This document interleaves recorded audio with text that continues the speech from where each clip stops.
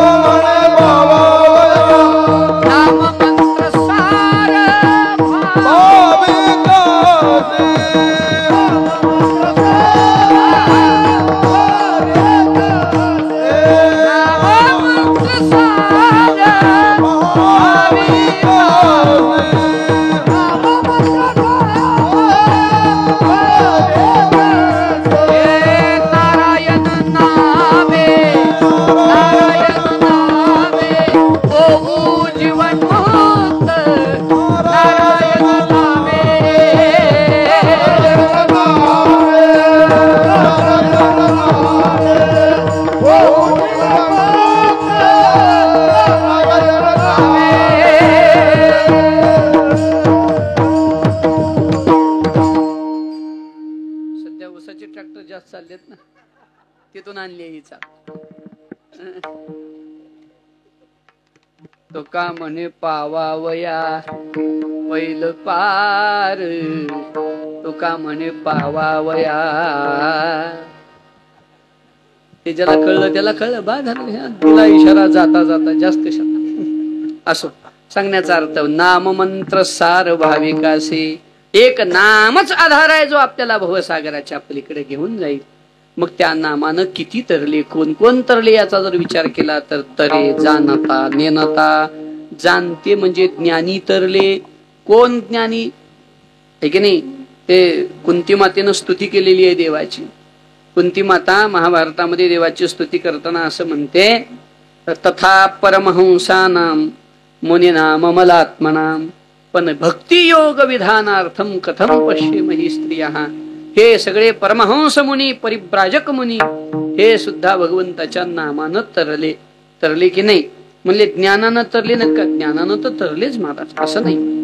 काही काही माणसं म्हणतात आम्ही ज्ञानाला महत्व देत नाही, नामाला महत्व. बरोबर आहे, पण हे नामाला महत्व देता हे एवढंच बरोबर आहे. ज्ञानाला महत्व देत नाही हे बरोबर नाही.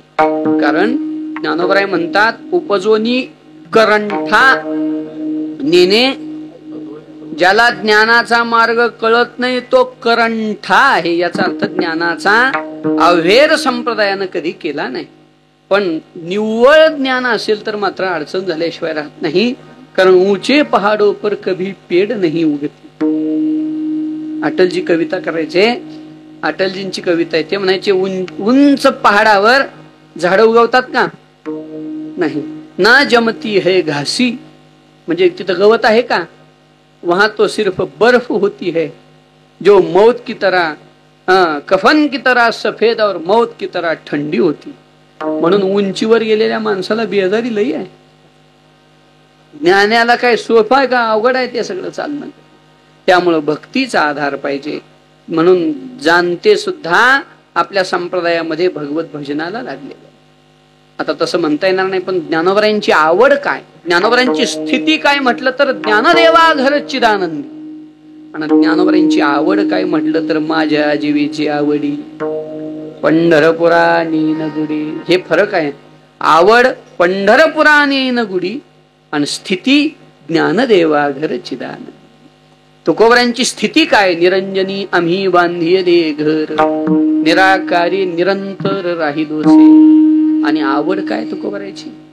गुणगायीन आवडी हेचे माझे सर्व. ही ज्ञानोत्तर भक्ती आहे. आणि अशी भक्ती करणारे विद्वान भगवंताच्या नामानं तरले. म्हणून जाणतेच तरले असं नाही. राम म्हणता तरी जाणता नेनता. नेनते लोक सुद्धा भगवंताच्या नामानं तरले. कोण कोण नेनते होते? उपमन्यू ध्रुव हे काय उपमन्यू ध्रुव हे काय जानती प्रल्हादाच्या चित्ते नारायण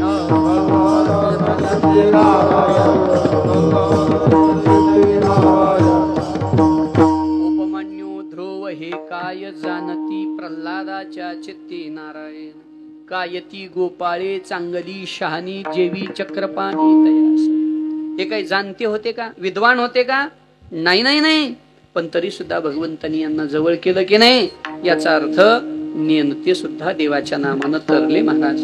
अजून कोण तरले नामानं? व्याधस्याचरणम ध्रुवस्य च वयो विद्या गजेंद्रस्य का जातिर्विदुरस्य यादव पते रुग्रस्य किं पौरुषम कुब्जाया किम नाम रूपमधिकम किम तत्सुदाम्नो धनम भक्त्या तुष्यति केवलम न च गुणैर भक्ति प्रियो माधव. भक्त्या तुष्यति केवलम न च गुणैः. है की नाही? परमात्मा गुणानं संतुष्ट होत नाही, परमात्मा भक्त्या तुष्यति. कोणता? शेजारचा भक्त्या. हे पुल्लिंगी वचन नाही, भक्तीचं तृतीय विभक्तीचं रूप आहे. भक्त्या तुष्यति. भक्तीने परमात्मा संतुष्ट होतो. आहे की नाही? यो मद भक्त्या शब्द वापरला ना गीतेत भगवंतानी. यो मद भक्त्या पत्रम पुष्पम फलम तोयम यो मे भक्त्या प्रयश्यते. है की नाही? याचा अर्थ काय? भक्त्या म्हणजे भक्तीने, भक्तीच्या द्वारा परमात्मा संतुष्ट होतो. म्हणून व्याधस्याचरणम, व्याधाचं आचरण पवित्र नव्हतं. ध्रुवस्य च वय, ध्रुवाचं वय जास्त नव्हतं. विद्या गजेंद्रस्य का, गजेंद्राचं म्हणजे हत्तीला ज्ञान नव्हतं. पण तरी परमात्म्याने यांचा उद्धार केला. का बर? यांनी देवाचं नाव घेतलं. राम म्हणता तरे जाणता नेनता. म्हणजे बर हो का याती भलता कुळहीन. याती भलता, अहो याती कोणाकोणाची काढत बसणार आहात? सगळ्याचा जर विचार केला तर अनेक समाजाचे लोक भगवंताच्या नामानं तरले की नाही. तुका म्हणे कोटी कुळेती पुनीत भावे गाता गीत. इतिहासच काढायचा झाला तर अजामेळ भिल्ली तारिली कुंठिनी प्रत्यक्ष पुराणी वंद्य केली. कोणती जात आहे यांची? हे की नाही? पाहिले अपराध नाही याती कुळ तारिला अजामेळ गणिका भिल्ली. म्हणून याती भलता कुळहीन. एक गणिका नावाची वेश्या कुलीन होती का? वेश्या कुलीन असते का? नगरवधू. पण तिनं मरता मरता पोपटाला राघवा म्हणून आळवलं. मरताना नाव कोणाचं घेतलं? राघवा म्हणजे पोपटाचं. पण ते नाव मूळ कोणाचं आहे? परिणाम काय झाला? देवानी तिने कुणाकडे पाहून आळवलं हे लक्ष दिलं नाही. राघव तिच्या मुखात शब्द आला की नाही, म्हणजे बस अंतकाळी ज्याच्या नाम आले मुखा. नामाभासानं का होईना, पण अजामेळा असो की ती गणिका असो, यांच्या मुखात भगवंताचं नाम आलं. भगवान सांगतात, ज्ञानोबराय सांगतात, तू ते आराधीना ऐके होती पुसा बोलावीत कौतुके. तिये वैकुंठी तुआ गणिके सुरवाडू केला. घर्षण कमी झालंय जरा, 10 दिवसात घर्षणच नाही याच, त्याच्यानं लागणार स्वर का बाबा. तू ते आराधीना, तू ते आराधीना ऐके होती पुसा बोलावीत कौतुके. कोणाला बोलावीत होती? पुसा, पोपटाला. पण तिये वैकुंठी तुआ गणिके सरवाडू केला. पण त्या गणिकेला सुद्धा भगवंतानी वैकुंठात जागा दिली. म्हणून हो का याती भलता कुळहीन, तो सुद्धा भगवंताच्या नामानं तरतो. प्रल्हाद दैत्य कुळातला होता, पण भगवंताच्या नामानं तरला की नाही. ये रवी दैत्य कुळ साचोकारे, परी इंद्र ही सरी नला हे उपरे. तो म्हणून भक्ती गा येथ सरे जाती अप्रमाण. भगवान म्हणतात, मला जाती प्रमाण नाही. स्त्रियो वैश्यस्तथा शूद्रास्तेपि यान्ति पराम गतिम. त्यांना सुद्धा परमगती प्राप्त भगवंताच्या नामानं झाली. म्हणून महाराज सांगतात, बाबा राम म्हणा. या राम म्हणायला काही कष्ट करावं लागत नाही. अभंगाचं दुसरं चरण. राम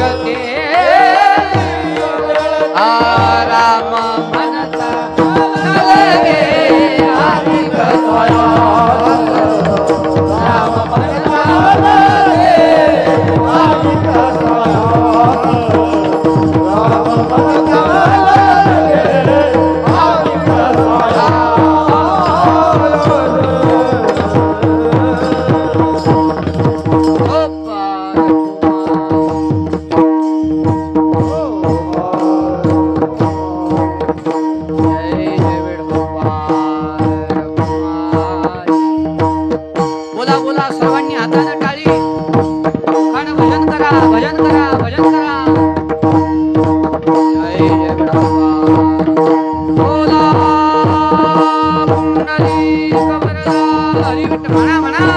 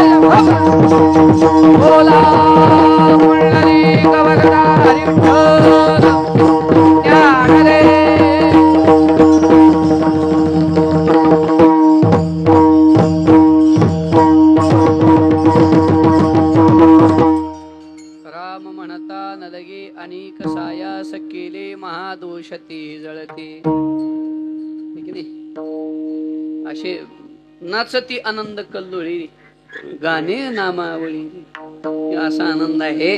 असो भगवंताचं नामचिंतन करण्यासाठी काही सायास नाही. देवाचं नाव घ्यायला काही सायास आहे का हो? काम सोडून काही दुसरं काम करावं लागतं का? बोला की काम करत करत न लगे सांडावा श्रम उपजले कुळीचे धर्म आणि न करावा श्रम एक पुरे नाम विठोबाचे. तुकोबराय म्हणतात अनेक न करावा काय म्हणलो न लगे सांडावा आश्रम. धाम सोडायची गरज नाही. उपजले कुळीचे धर्म काम सोडायची गरज नाही. म्हणजे घरही सोडावं लागत नाही आहे की नाही. न लगे सांडावा लौकिक व्यवहार द्यावे वनांतर भस्मदान. काही करावं लागत नाही. घरदार सोडायची गरज नाही. नका तेजुरांडा पोरे बांधा सोपे माड्या घरे आल्या अतिथा आदरे याहुनी धर्म कोणता. याचा अर्थ काय आहे? याचा अर्थ असा आहे काम सोडायची गरज नाही. घर सोडायची गरज नाही. मग करायचं काय? काम करीत करीत फक्त नाम जोडायचं. इथं डिटॅचमेंट नाही, फक्त अटॅचमेंट.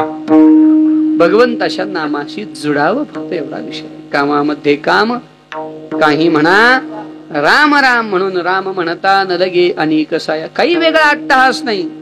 जे हाताला काम आहे ते काम करावं. जे पायाला काम आहे ते काम करावं. जे शरीराला काम आहे ते काम करावं.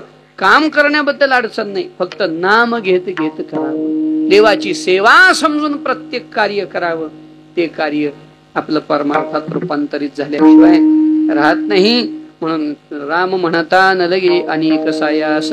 देवाचं नाम घ्यायला सायास नाही. न लगती सायास. काय सांगा ना, काही अडचण नाही. म्हणले मग बघू कधीतरी. कधीतरी नाही आत्ता. संदीप्ते भवनम तुकूप खननम प्रत्युद्यम काय प्रत्युद्यम कीदृशः. शंकराचार्य म्हणतात सगळं आत्ता नीट आहे तर आत्ताच करा. हे की नाही. हे सगळं बिघडायच्या आधी देवाच्या नामाला लागलं पाहिजे. हे की नाही. आत्ता लागलं पाहिजे. यावत स्वस्थमिदम कलेवर गृहम यावच्च दूरे जरा, यावच्चेंद्रिय शक्तीर प्रतिहता यावत क्षयो नायुषा. आत्मश्रेयसी तावदेव विदुषा. विदुषा म्हणजे जोकर नव्ह, विदूषक म्हणजे जोकर, विदुषा म्हणजे विद्वान. मोठी मंडळी, ज्ञानी मंडळी करतात काय? यावत स्वस्थम इदम कलेवर गृहम. हे कलेवर म्हणजे शरीर रूपी घर जोपर्यंत स्वस्थ आहे, यावच्च दूरे जरा, म्हातारपण दूर आहे, यावच्च इंद्रिय शक्ती ही अप्रतिहता, शरीरातली शक्ती अजून क्षीण झालेली नाही, तोपर्यंत परमार्थ करून घेतला पाहिजे. आपलं भाग्य आहे, आपल्या गावचं भाग्य आहे, आपल्या या पवित्र नगरीचं भाग्य आहे की इतका दिव्य सोहळा या ठिकाणी होतोय. आता गेले तर गेले 3 दिवस, गेले होनिया मागे नये बोलो ते वावगे, पण पुढील या प्रसंगी तुका म्हणे जाणावे. सगळ्यांनी वेळ द्या. सर्वांनी उद्यापासून पूर्ण वेळ कथेला या, कीर्तनाला या. खूप मोठी मोठी मंडळी पुढे सेवेसाठी उपस्थित होणार आहेत. काम आहेत बरोबर आहे, पण कामातून तसंच किरकिरीतच घोडं पाण्यावर घालावं लागते, आहे की नाही? म्हणजे गडबडीतच कसा तरी परमार्थ साधून घ्यावा लागतो. पुन्हा करील म्हणलं तर होत नाही, या गडबडीतच करून घ्यावं लागतं. संधी उपलब्ध झालेली आहे. सगळ्या मंडळींनी इतका अट्टहास करून या दिव्य भव्य सोहळ्याला उभं केलेलं आहे. याचा समास्वादन करणं आपलं कर्तव्य. सगळ्यांनी वेळ काढा. उद्यापासून महाराज बरोबर वेळेचे पक्के आहेत. 2 ते 5 म्हणजे 2 ते 5. ते तुम्हाला लईच वेळेची सवय लागली होती, पण मूळ रूपात यावं म्हणून आज उशीर झाला, दुसरं काही कारण नाही. पण ते थोडा उशीर झाला आज आपल्यालाही, पण हरकत नाही. महाराज वेळेला बरोबर पूर्ण करतात, सुरुवात करतात. 2 ला बरोबर कथा प्रारंभ होते. आपण सगळ्यांनी 3-4 वाजता आलं तरी चालेल, असं आहे का? नाही, 1:45 ला हजर आपण झालं पाहिजे महाराजांच्या सेवेमध्ये. आणि सर्वांनी कथेला उपस्थित राहावं, कीर्तनालाही सर्वांनी उपस्थित राहावं. सर्व विद्वान मंडळी, गुणीजन मंडळी उद्यापासून उपस्थित होणार आहेत. सर्वांनी या, ही सर्वांना विनंती. खरं पाहता तब्येत बरी नसल्यामुळं कीर्तन सप्ताहालाच उपस्थित राहणं होतं का नाही असं म्हणून मी गुरुजींनाही, म्हणजे 2ही बालाजींना म्हणजे फोनवर सांगितलं होतं की मला आता मला काही येणं होत नाही, आपण पर्यायी व्यवस्था करू. पण भगवंताच्या मनात आल्यावर काय करील ते काय, तसं झालं म्हणायला हरकत नाही. योग असा, तिकडूनही थोडीशी परमिशन मिळाली की म्हणे आता तुम्ही 22-23 तारखेच्या नंतर आलात तर चालतं, असं तेही म्हणाले. आणि इकडूनही सगळ्याचा आग्रह झाला, म्हणजे हे अंग गोरे आणि तरुणे वरी लेले आहे लेणे परी एकलेनी प्राणी विरसांगी. तसं होईल म्हणे महाराज, तुम्ही नाही आला म्हणजे सगळं चांगलं आहे पण जीवच नाही म्हणले निघून आले. असं काहीच नव्हतं. पण ते त्यांचं मोठेपण, की नाही, गुरुजींचं मोठेपण, बालाजी माळेंचं मोठेपण, सगळ्या भजनी मंडळाचं मोठेपण. तुम्ही आल्याशिवाय आम्हाला मजा नाही म्हणले सप्त. आता ती त्यांनी इतक्या हृदयातून ते म्हणलेलं होतं की देवाला हाकलून द्यावं लागलं मला तिकडून, असं झालं. त्यामुळं नाहीतर खूप आग्रह झाला तर तेवढाच शेवटच्या 1 दिवस कथेला यावा असा विचार होता.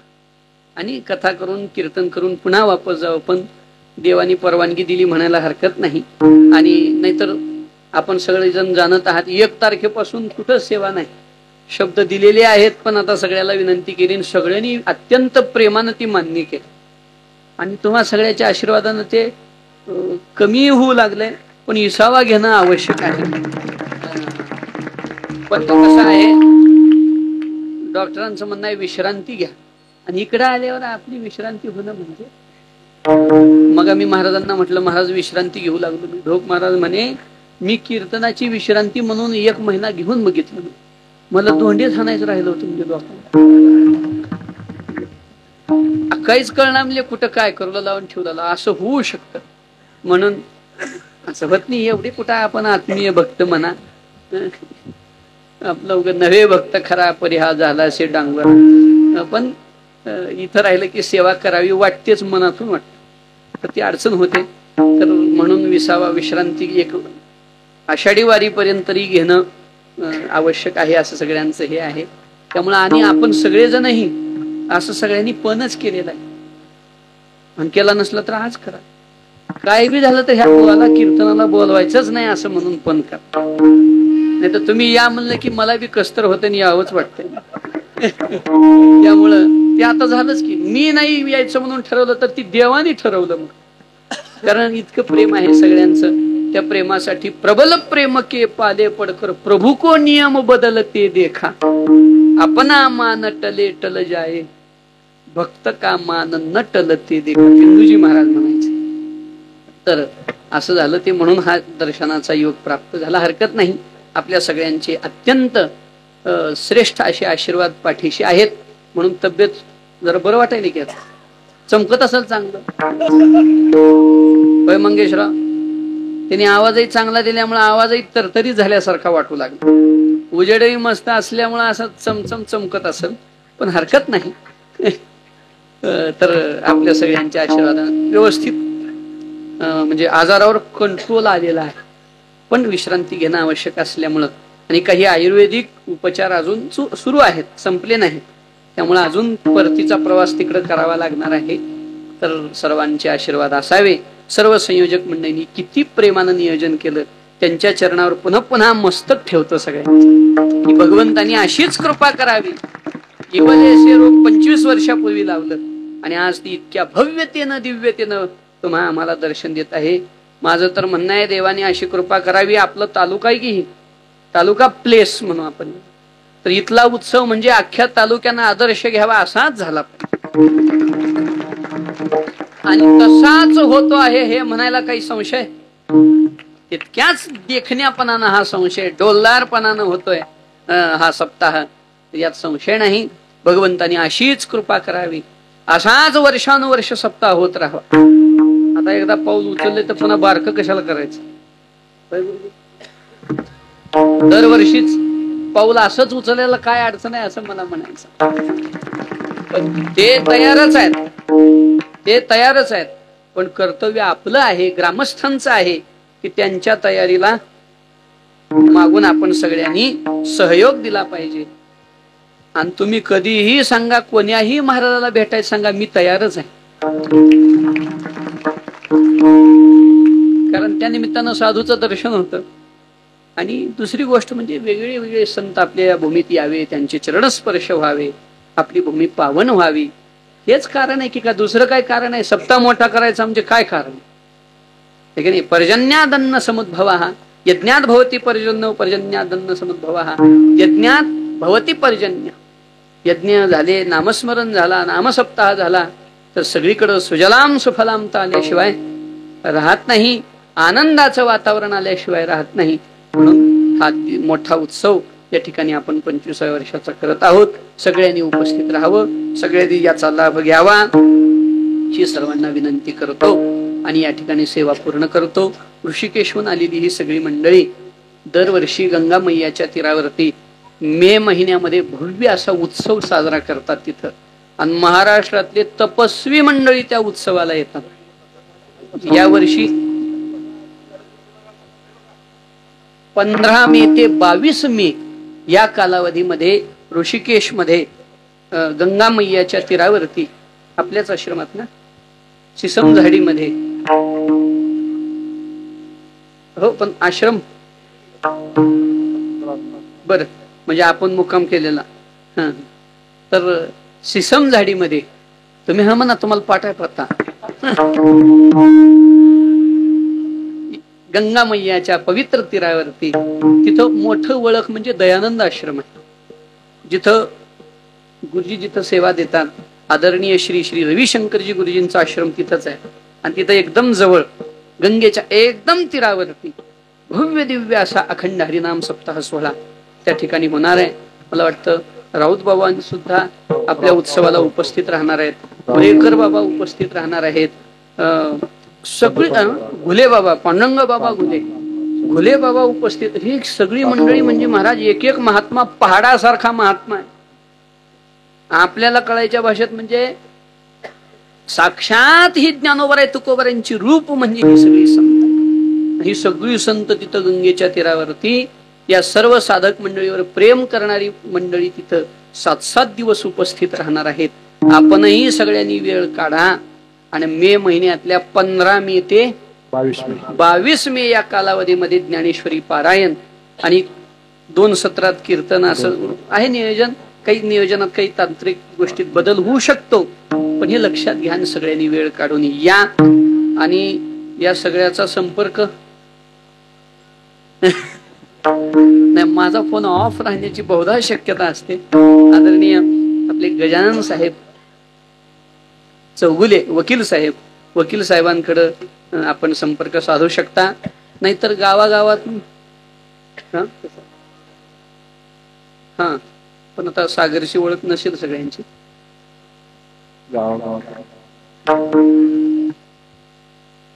येणार आहेत का? वा, आपलं पारायण ज्यांच्या मुखातून ऐकत आहोत ते पण त्या उत्सवाला उपस्थित राहणार आहेत.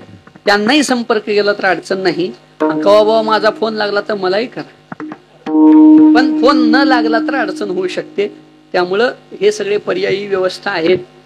फुलचंद अण्णाला संपर्क करा, मारडीच्या अण्णाला, तेही तुम्हाला त्यांची कनेक्शन जोडून देऊ शकतात असं आहे. तर सगळ्यांनी, आणि अगदी जायचा यायचा जेवढा खर्च होतो तेवढ्या खर्चात तिथलं पारायण, राहणं खाणं या सगळ्या गोष्टी होणार, कमी खर्चात होणार. आता किती खर्च होईल तो फोनवर आपण त्याची चौकशी करू शकता. कमी खर्चात सगळी ही सेवा होईल. सगळ्यांनी त्याचाही लाभ घ्यावा ही सर्वांना विनंती. सांगा आता शेवटचा.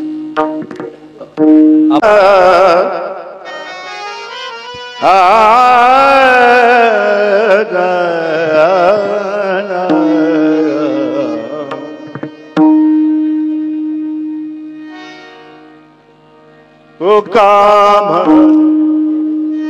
हेची सुखाचे साधन,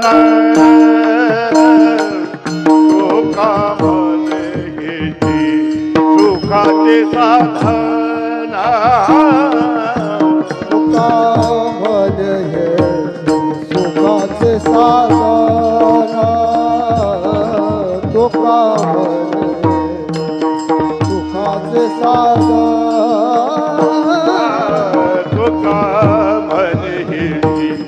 सुखाचे साधन,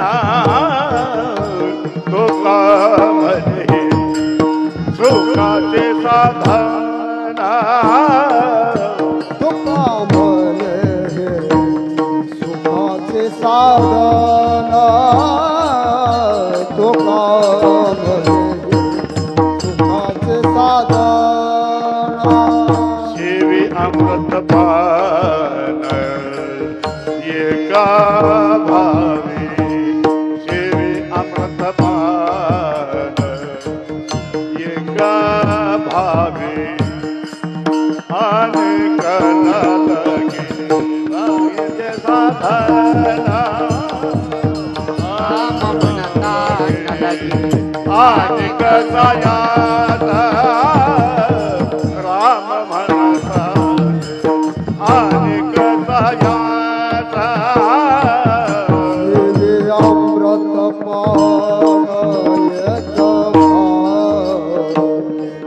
शेवी अमृत पान एक राम एक राम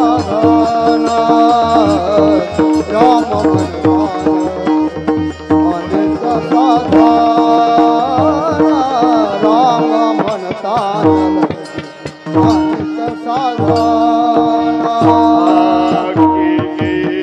महादोष ते जळत, महादोष ते जळत, महादोष ते जळत, महादोष ते जळत, केले दोष माते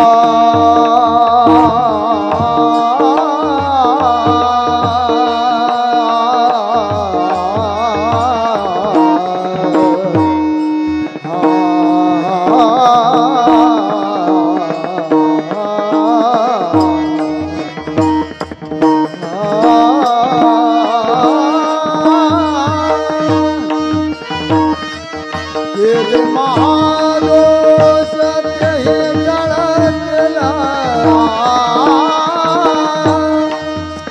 केले महादोष